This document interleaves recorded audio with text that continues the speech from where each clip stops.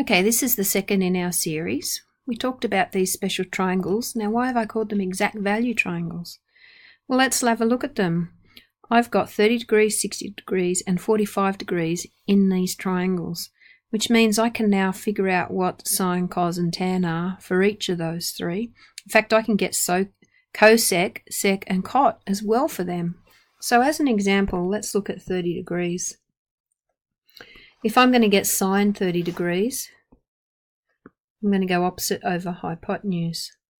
And opposite over hypotenuse is opposite over hypotenuse. So that's a half. In fact, I can do that for cos and tan as well. Cos 30 is adjacent over hypotenuse. So that's adjacent over hypotenuse. So that's root 3 on 2. Let's do that for tan. Opposite over adjacent. So opposite over adjacent. There it is, 1 over root 3. Now if I want cosec, sec, and cot for 30, I've got to remember what they go with. So the good thing is the third letter is a bit of a clue.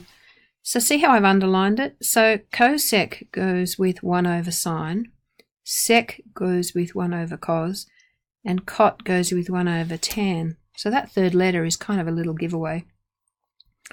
So if I want cosec 30, I'll have a look at sine 30 and then just do its reciprocal, which is the same thing as 1 over. Sine 30 is a half, so cosec 30 is 1 over a half, which is 2.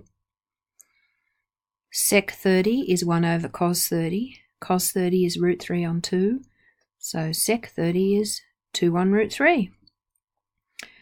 Cot 30 is 1 over tan 30, and tan 30 is 1 over root 3, so cot 30 is 1 over that, which is root 3. You can do that for 60 degrees and you can do it for 45 degrees. So take a minute and see if you can produce sine, cos, tan, cosec, sec, and cot for 60 and for 45.